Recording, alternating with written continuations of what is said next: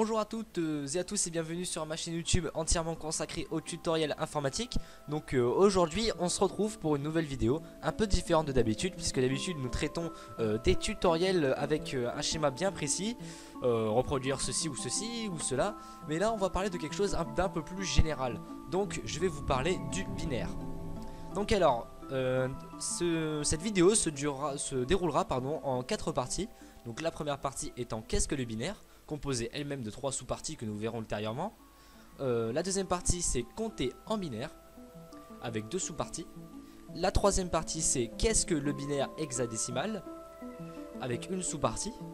Et bien la quatrième et dernière partie c'est compter en binaire hexadécimal, avec 2 sous-parties. Donc voilà, on se retrouve pour la première partie. Donc qu'est-ce que le binaire? Donc on va parler de cette première sous-partie, donc c'est le binaire classique. Donc alors, je vais d'abord vous expliquer un peu ce que c'est que le binaire. Donc le binaire est un système de numération utilisant la base de 2. Donc la base de 2, ce sont les puissances de 2. Il est utilisé généralement pour le codage, par exemple. Votre ordinateur, lui, est composé en binaire. Donc la numération binaire s'écrit en bits. Donc vous pouvez faire le rapprochement entre les bits et votre ordinateur qui tourne sous 32 ou 64 bits. Voilà. Donc dans la deuxième sous-partie, nous allons parler des bits. Donc le bit est l'unité la plus simple dans un système de numération. Donc c'est composé que de 1 et de 0. Le radical bi correspondant à 2 pour 1 et 0 qui sont deux nombres. Votre ordinateur a un système d'exploitation de 32 ou 64 bits. Donc qu'est-ce que ça veut dire? Ça veut dire qu'on pourrait écrire par exemple un nombre avec jusqu'à 64, 1 et 0. Pour l'instant, tout ça paraît simple, mais vous verrez que ça va bientôt se compliquer. Donc dans cette troisième sous-partie, nous allons parler du binaire réfléchi, ou le code de Gray.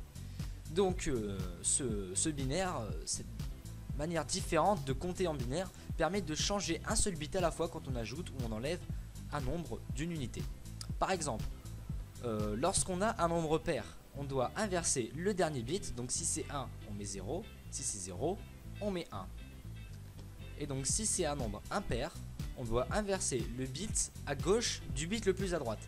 Je sais pas si vous voyez bien, mais si vous avez un bit tout à droite, vous inversez le bit juste à gauche. Donc si c'est 1, vous mettez 0. Et si c'est 0, vous mettez 1. Donc voilà. Maintenant, je vais vous montrer comment compter en binaire.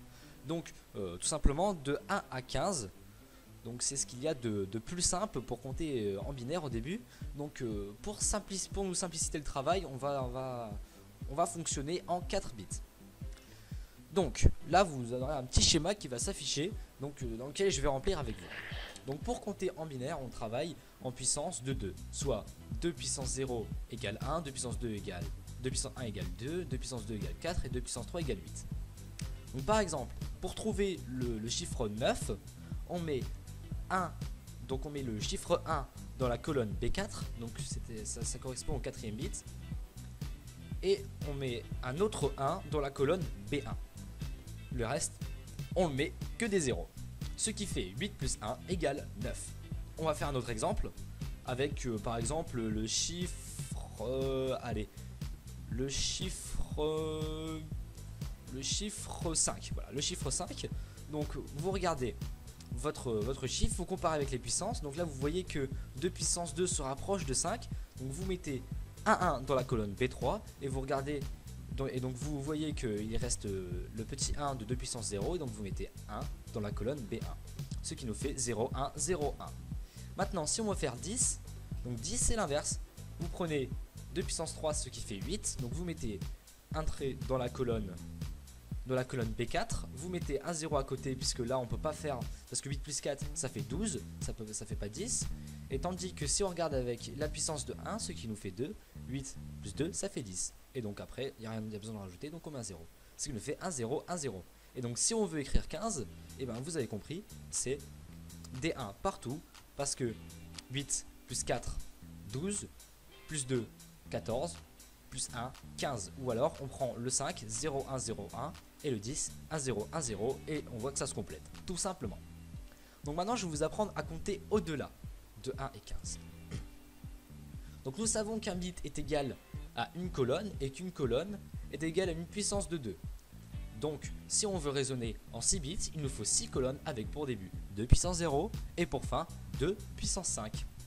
Si on veut savoir comment s'écrit 77, donc on a juste à diviser ce nombre par 2 jusqu'à ce qu'on peut plus le diviser.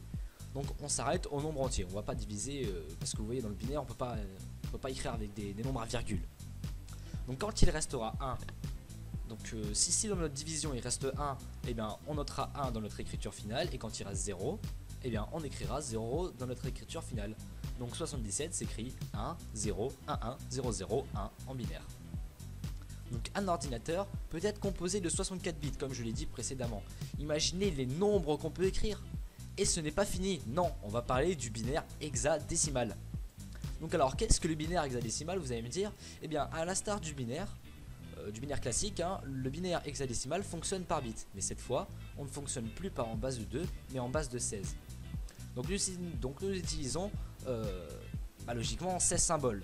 Donc les nombres de 1 à 9 et les 6 premières lettres de l'alphabet, ce qui équivaut de A jusqu'à F. L'avantage du binaire hexadécimal est de pouvoir écrire des nombres beaucoup plus grands qu'avec le binaire classique. Donc les nombres de 1 à 9 s'écrivent comme le binaire classique. Par exemple, on va reprendre l'exemple de tout à l'heure, 5, donc ce qui équivaut à 2 puissance 2 plus 2 puissance 0, donc ce qui s'écrit 0, 1, 0, 1. Donc jusque là j'espère que vous me suivez parce que c'est pas vraiment compliqué. Là on va rentrer dans la partie complexe qui est la dernière partie de cette vidéo. Donc au-delà de 9, les chiffres s'écrivent en lettres, soit A vaut 10, B vaut 11, etc. jusque F. Donc on va prendre un exemple pour calculer, pour que vous voyez un peu comment ça fonctionne. Donc on va prendre l'exemple de 5F4. Donc pour calculer, eh bien, on doit faire 4 fois, donc pour le dernier chiffre, donc 4 fois 16 puissance 0, plus 15 fois 16 puissance 1, puisque F équivaut à 15, et 5 fois 16 puissance 2, puisque 5 c'est le premier chiffre. Donc ce qui est égal à 4 plus 240 plus 1280, soit 1524.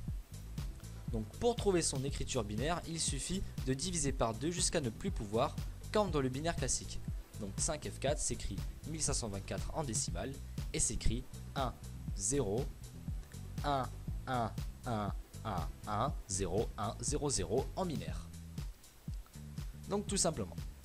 Maintenant que vous connaissez un peu les bases du binaire, parce que si vous êtes fanat de binaire et tout, vous n'avez rien à faire ici, c'est un peu trop tard pour le dire puisque la vidéo est terminée. Mais maintenant que vous connaissez les bases du binaire, vous pouvez commencer à raisonner en binaire, donc peut-être écrire des plus grands chiffres, même peut-être créer des codes en binaire. Et c'est ça qui est magique avec le binaire. Donc je vous dis à la prochaine pour un prochain tutoriel. Et n'hésitez pas à mettre un petit pouce vert si vous avez aimé, à mettre un pouce rouge si vous n'avez pas aimé, mais expliquez-moi pourquoi dans les commentaires. Si vous avez des remarques à faire concernant le travail que j'ai fait, bien vous pouvez tout dire. De toute façon, je suis ouvert à tout. Donc vous me dites et je corrigerai. À ce moment-là, je corrigerai, je reposterai une vidéo ultérieurement, un peu une version 2.0 s'il y a des choses à corriger. Donc je vous invite à vous abonner à ma chaîne pour suivre mes tutoriels sur l'informatique. Donc, et aller sur Facebook, donc sur ma page Facebook pour suivre toute l'actualité de ma chaîne, et d'aller sur formadeo.tv pour suivre tous mes tutoriels et les tutoriels des contributeurs de formadeo.tv. Allez, on se retrouve pour une prochaine vidéo. Ciao!